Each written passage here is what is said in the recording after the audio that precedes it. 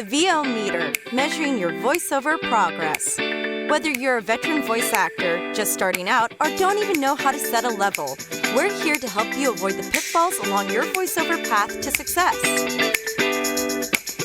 The VO Meter is brought to you by Global Voice Acting Academy, JMC Demos, Studio Bricks, Voice Actor Websites, and Roswell Pro Audio. The VO Meter is produced in part using Source Connect made by source-elements.com. And now your hosts, Paul Stefano and Sean Daly.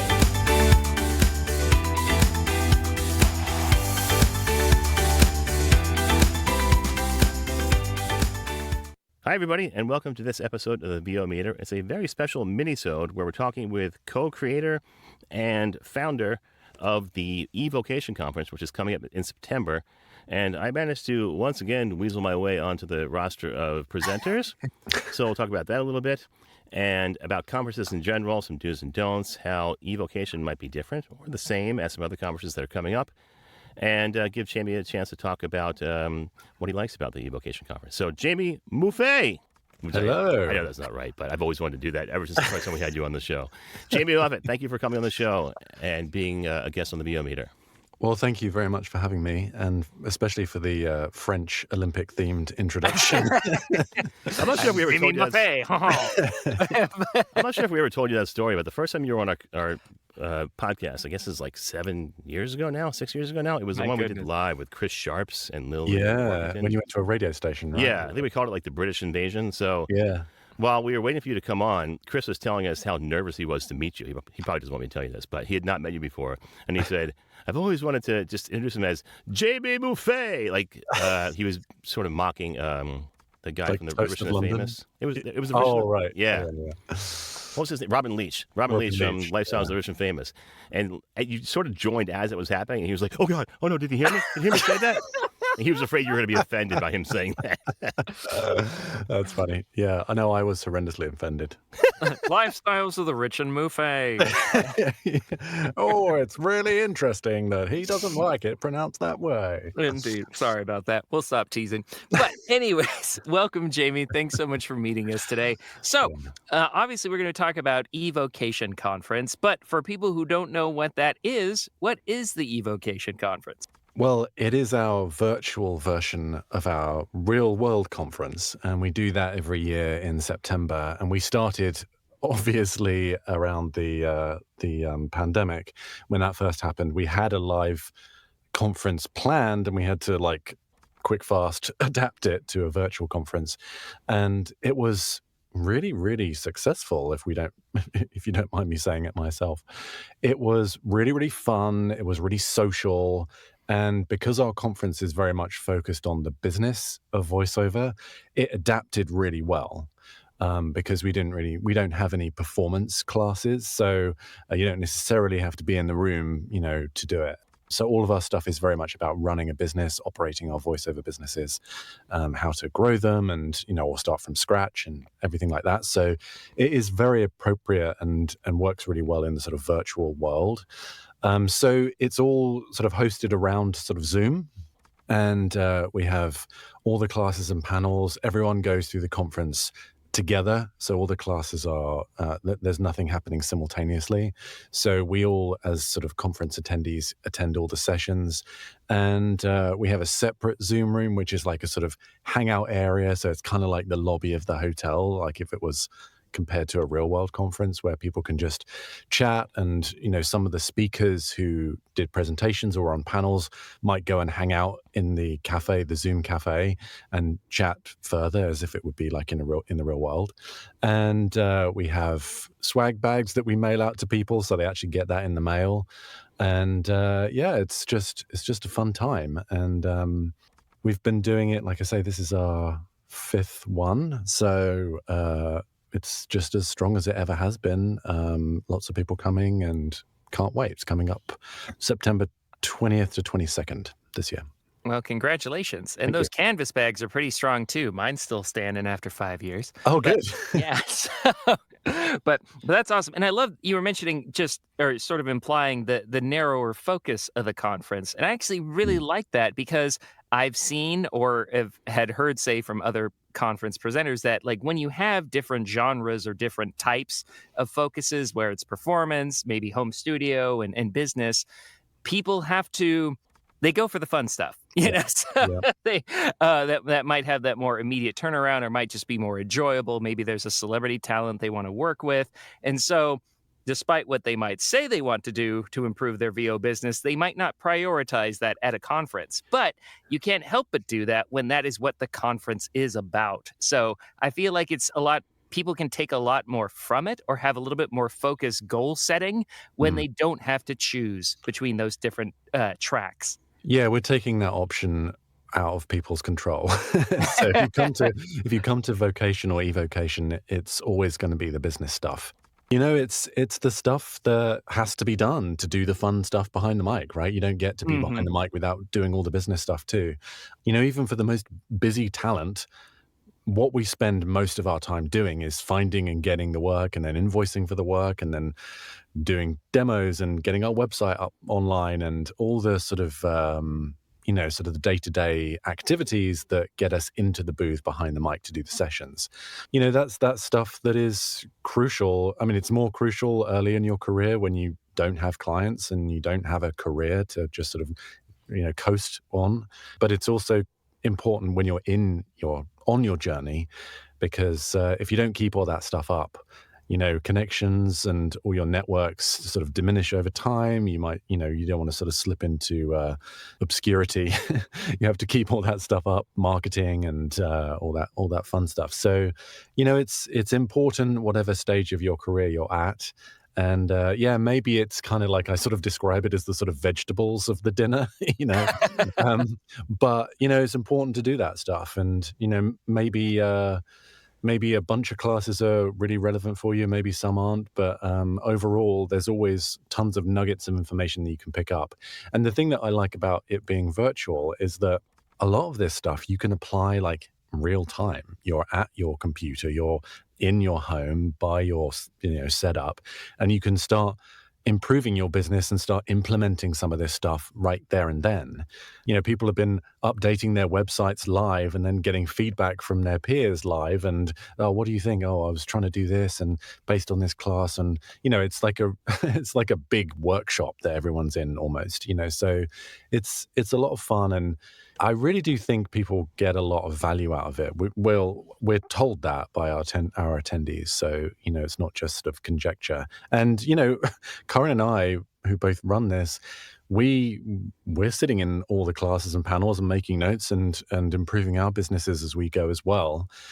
Everything's about professional development in this industry. It's constantly changing. So, we're sort of living and breathing sort of attendees ourselves as well as sort of hosting the whole thing.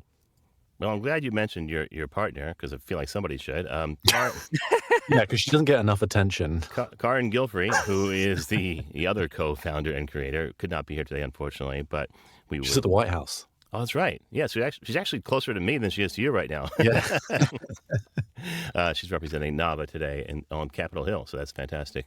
But I wanted to talk about the camaraderie you mentioned, and I think that's a big part of why Vocation and EVocation has been so successful. I've been to almost all of them. I think the only thing I missed was Cancun, and I feel like I'm close friends with so many people from that conference, including you and Karin, and we haven't actually spent all that much time together. I was just thinking now, in person, you and I have probably spent less than an hour together, like cumulatively. Probably. Yeah. But I feel like we have been friends for years, but even decades. And same with Karin. I think that's a big reason that the two hosts are so affable and willing to sort of get dirty with the rest of the crew and learn as you're going along. But what would you say, if you had to say, because I'm asking you, the reason that Vocation has that sort of family feel where maybe not other conferences do? Oh, I don't know. I that's a good question, because I know what you mean when you talk about that sort of feel with our conference. I think, and this is not speaking detrimentally about other conferences, but I think that is the case, that I think we feel like we're sort of 100% which is what we are, on a level with all the attendees. We're there trying to figure out our careers as well. And, I think everyone at every stage of voiceover is actually at that stage, whether they admit it or not, because like I said earlier, everything's constantly changing. But we're not necessarily presenting ourselves as the arbiter of information and, the sort of gatekeepers of that information. And yeah, I think it's just all a group effort, right? We're just trying to sort of make our way in this industry, and no one's really a threat. There's no great competition in this industry. Everyone's trying to make it their own way. And, like you were talking earlier about Chris and I have got very similar accents, similar voice age, but we're friends, and we kind of navigate this industry together. And if I know of a client who's looking for another Brit, I'll send him Chris's way, and I think vice versa. And I think we bring that to the conference. It's all about sort of trying to grow as a group, and everyone's trying to figure this thing out. If you're spending money coming to a conference, or going in person, either in person or virtually, you're committed to this industry, or you're investing in this industry. So I think it's important that we all try and bring our A game, both as hosts of the thing, but also as attendees and as community members, that we can help each other out. And obviously you guys do this with the podcast. Sean, your Google Doc with the how to get started in voiceover is fantastic. So thank you for the shout out. Yeah, no, it's great. I recommend that to people all the time. And, I think the people that do well in this industry have that mentality, right? That a rising tide lifts all boats. I think that's the expression, right? So Sean says that all the time. Yep. Yeah. Indeed. I like cliches. What can I say? But again, and just returning to how you frame the conference as a very communal experience. So people feel very welcome and included from the beginning, because it's like, hey, we're all going to be at the same things for the next weekend or so. So like, buckle up, have a drink, and start meeting people. Yeah. And, I think also, I remember now back to our very first in-person event back in 2019. And I remember having this distinct conversation with Karin and us both saying, this subject can be quite dry. So let's just make this as fun as possible. Let's make all the other stuff as fun and social as possible, because the actual subject matter, if you're talking about taxes or something, no one's going to be like buzzed about going to or something like that. But I don't know, some people are, I guess. So we really tried to inject as much fun and affability into the whole event as possible, because we know that the subject matter can be a little on the dry side, Well, let's jump into it a bit then. What are some of the highlights of the conference? I know you're just putting together the schedule now, and you got the email? Literally like right now. I got an email this afternoon about when I'm presenting, which is great. Talk about the highlights and some of the things you've injected into this year's EVocation. Well, yeah, every year we sort of try and shift things. Sometimes it's themed, other times it's like what's most relevant right now. So, of course, one of the panels is going to be on politicals, which we're excited about because for obvious reasons. I think there's like an election every country on the planet right now this year. And, we've got a whole bunch of stuff that we've focused on this year. We've got our live announce panel that you're going to be part of, Paul. And we've got Keisha Monk, Joey Shalio, Randy Thomas, and you talking about that, and all kinds of live announce, all through from the Oscars down to like Little League on a Sunday or something like that, right? So yeah, that's right. That's where you come. You're not the Oscars end of this. We've got a working pros panel. So every year we always have people who are really doing well in the industry, and we really want to sort of dive in and figure out, what are they doing right? Why are they so successful? Aside from their talent behind the microphone, it's always a really good panel. Gina Scarpa's teaching a really interesting class about resilience, both in and out of the booth, because I think that's a really important part of what we do, is like sticking at it through the lean times, right? And maybe when you're lacking in confidence, what do you do? And maybe you've had some issues with some clients, and how do you navigate certain situations? Maybe your confidence has taken a hit with something. Maybe you've been dropped by a client, all these kind of things. These are difficult areas to manage, particularly when you're sort of in your first few years in the industry. We got classes on LinkedIn. Maria Pendolino's doing her only conference appearance this year at our conference. We've got a class on the business of radio imaging from Kelly Doherty, or Kelly, as she's otherwise known. That should be interesting. And we've got a really cool marketing panel. We always get asked about marketing. because that's such a hot topic amongst voice actors, how to do it, how to break through to people, how to grow through direct marketing and all that kind of stuff. And let's see. Oh, Karen's teaching a class on Canva, how to actually get the most out of using that sort of graphic design online application. And our keynote is Mark Scott. You all know Mark Scott. If you don't, you should definitely check him out.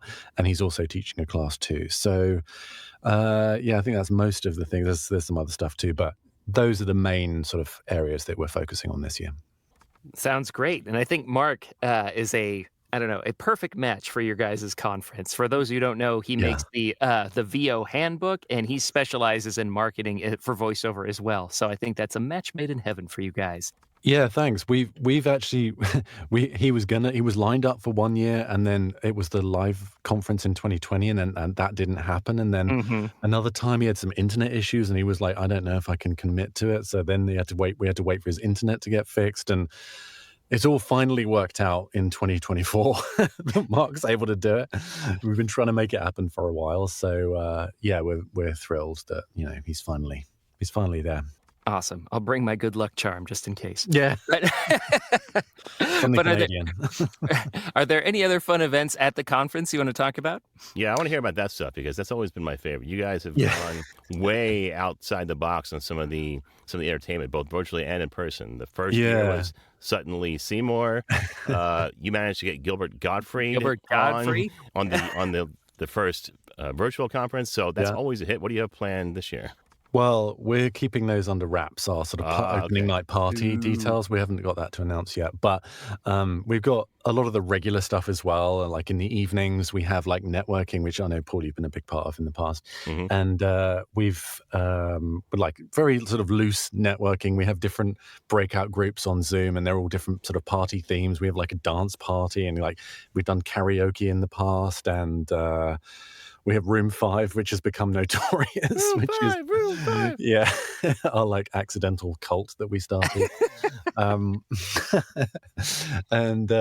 So we got all that stuff. Like I say, we've also got all day throughout the weekend. We have our like Zoom cafe, which is where people can just go and have their lunch and have a chat if they want to, and talk about the classes, or there's a sort of overflow oftentimes from the classes themselves. If people run out of time, they go in there and sort of have do a Q&A or something. So there's that. And we got our special secret Facebook group that's just for attendees, which is also good for like if you, for example, like we've had times where we've had like a website. We had Joe and Karen from Voice Actor Websites, and they went in the group, and they would people could post their websites in there, and then they could review them and do a lot of Q&A and stuff like that, and people posting their demos and getting feedback, or I don't know, so many things. A lot of the class, some people post their class notes in there that people can borrow, copy, steal, whatever you want to call it.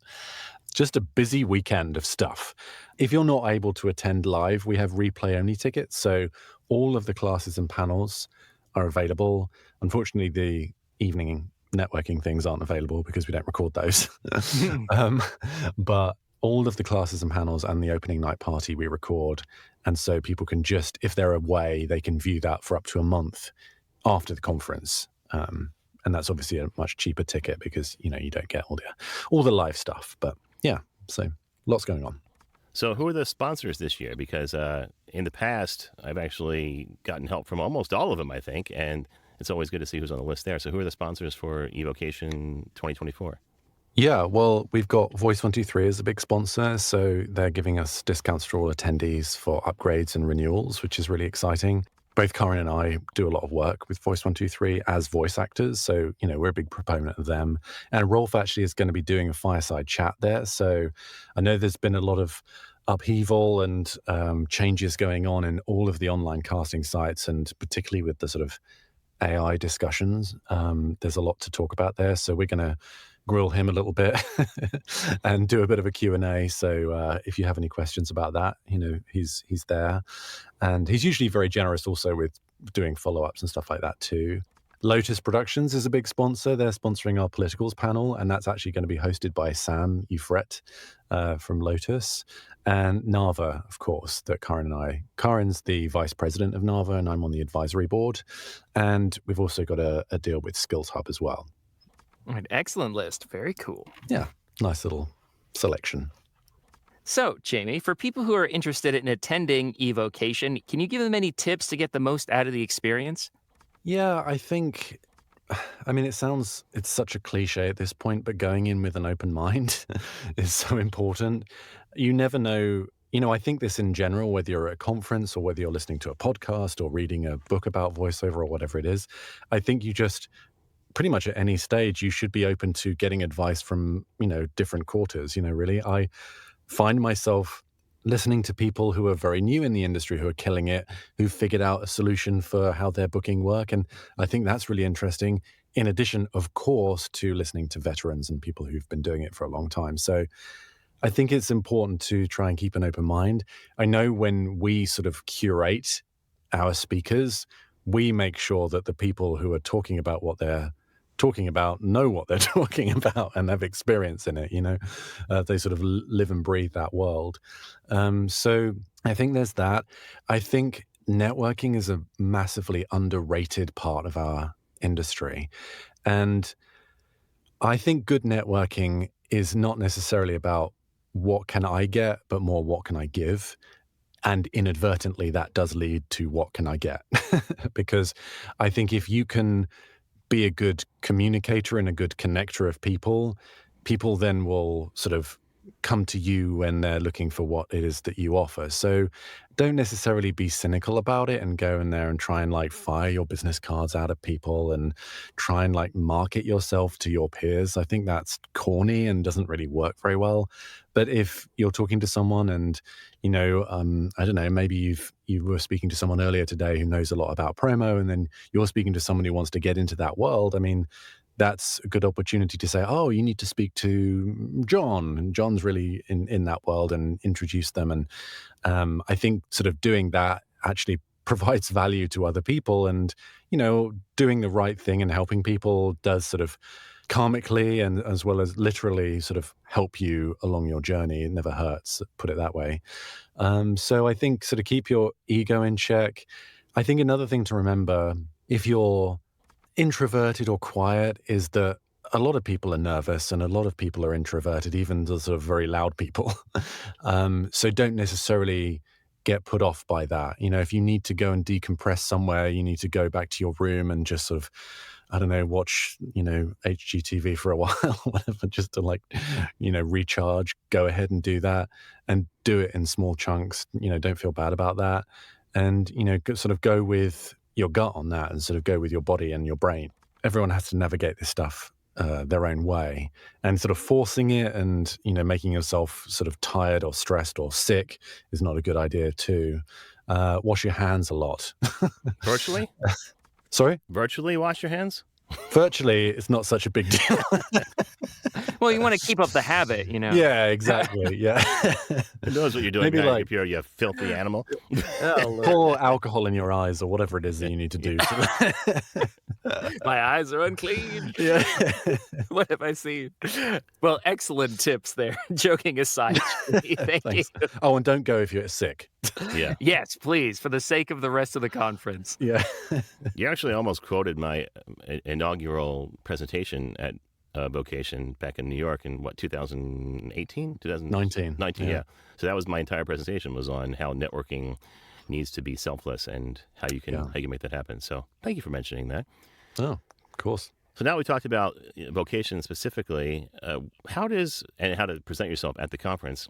How do you think, and I have my own opinions on this, but I want to hear what you think, how Vocation is different from other conferences and what might be some pros and cons of both. It was important for us to differentiate ourselves when we started, and that's really why we focused on the niche of the business side of voiceover. So that immediately was separates us out from a lot of other conferences. I think we're smaller. We're definitely smaller. We don't put it out there to have thousands of people attend. So it does have that smaller communal vibe, which we really like, and we're not really keen on changing that because I think that's where our sweet spot is. But having said that, having a huge, great VO Atlanta type conference is wonderful because you get to meet so many people and you can see and learn so much stuff in a short period of time. So, that's not a criticism of the bigger conferences at all. It's just, we have this expression in the UK, horses for courses. I don't think you have that over here. I'm not familiar with that one. No. Maybe it's American? I've heard it before. We You just have? stole it. We didn't really adapt it anyway. Okay, I didn't know if there was an American version of that. Is it different strokes for different folks? Is that Pretty Yeah, I much, yeah. guess- It's in Japanese, they say, what is it?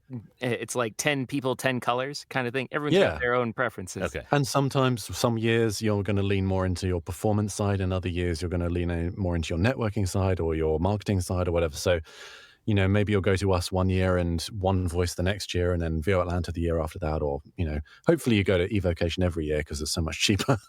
But yeah, that's, it really depends on your sort of situation at the time and, what it is that you're looking to get out of it. But yeah, I'm intrigued to hear what your opinions on this are, Paul. You said you had some thoughts. Well, first of all, I think the camaraderie is the biggest takeaway I've always had. I mean, the first EVocation, the bad news was I got a blood clot because I was sitting around for so long. But the good news was because I never left my freaking chair or my booth. I actually stayed up till 6 a.m. during one of the post conference parties with about 6 other people, and the only one I can remember right now is Nofi Mitchell and Sherry Tay. They were both there. Yeah. But I remember I'm sitting in the booth right now. I remember looking out the window and saying, "Oh my God, the sun's up! what have I done?" So we were having so much fun in the post party networking online, completely on Zoom, that we stayed up all night, literally all night, until the conference was about to start up again for the Sunday morning. So I think that's number one. Two, I think the content, like you mentioned, is unique. There are some people there that I've never met anywhere else. You mentioned Lotus Productions. I've worked with them, and I met them at the first Vocation conference. I've never seen them anywhere else, any other events. And that's a tribute to how much they like your conference, because they don't feel like they need to go anywhere else, or or they just like you guys so much that they come back year after year. So I think that's another key, the differentiated content. And then third is the follow-up. So you have that special group you mentioned that you correct me if I'm wrong, but you let people in that group as long as they have been at the most recent event, right? So that Facebook group continues for the whole year? Yeah, we set up the event and it's just there. It's, the 2020 Facebook group is still there. Mm-hmm. We don't close it down. So it's a good resource as well, because a lot of the class notes or the presentation things, PDFs and stuff like that, a lot of the speakers put them there. So there's no need to get rid of it. So that's always there. And if you're like, oh, who was that person that I met? And then you can go into the group and look through the attendees and go, oh yeah, it was Sherry or whatever. Right. So yeah, we don't shut those down. So we set up a new one every year. So I see probably more great content there and more fun, honestly, in that follow-up group than I do in any of the other event follow-up groups. Mostly in the other ones, you'll get a random question by somebody who found it by accident almost. And it's like, VO Atlanta 2016. Hey, what's the best mic for a voiceover? Yeah, the classic. Yeah. Yeah, the ones in your group seem to be more poignant and relevant to the current business, which is great. Yeah, I agree. And, very specific questions. And when you're direct marketing to someone, what do you think about this wording for an email or something like that? And, people chip in with their opinions. And, it's those kind of specifics are why us having a very niche conference, I think, works. It's funny, you think, it would sort of be quite restrictive, but every single year we're always we're having to narrow down the subjects to something that is current, but also sort of fits together as a sort of cohesive, track. So we're never sort of stuck for things to talk about and presentations to give, because like I say, everything's constantly changing. Like last year we really leaned into AI, but this year we're going, well, we're not really going to cover AI because everyone's been talking about that ad nauseum. And, we're still in a kind of phase of it all. So it's, every year is a bit of a different journey and different track. And hopefully we're keeping up to date with all the latest trends and, what's going on. And, we try our best, put it that way. Well, based on all the positive feedback from the community, I think you're doing a pretty good job. Thanks. Absolutely. Well, it's very obvious how much work and effort you and Karin and the rest of the team put into the EVocation conference. So I'm getting really excited about it. I want to know more about it. How do I go if I'm interested? Well, you can go to our conference website, which is vocationconference.com. It's not EVocation Conference because this is sorry, our first habit. Yeah, no. Vocationconference.com, and this is our virtual version, so it's EVocation. And it's going to be September 20th to 22nd this year, over that weekend. And there's tons of ticket links on the website to purchase your ticket. And yeah, like I say, you can either get a live ticket and you can attend everything live, and we'll mail you out a swag bag with all our sort of branded stuff that people like. And if you can't attend live, you can get a replay only ticket, but you can still join our Facebook group and all the other fun stuff too. When you get the replay, you don't get to enjoy it in real time. Rats. Yeah.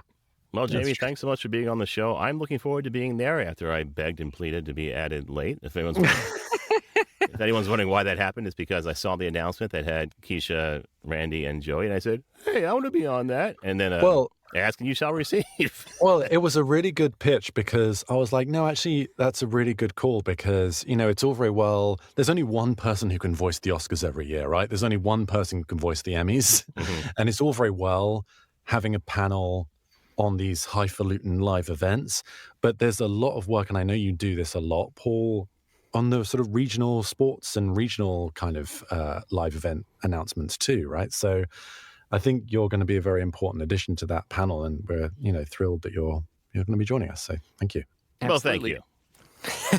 It takes an aspirational category and makes it more accessible. So, yeah. So Jamie, Exactly. thanks again for being here. I can't wait to see you and Karin on EVocation, and we'll talk then. All right. Thanks for having me. Thanks for listening to this episode of the VO Meter. To follow along, visit us at www.vometer.com.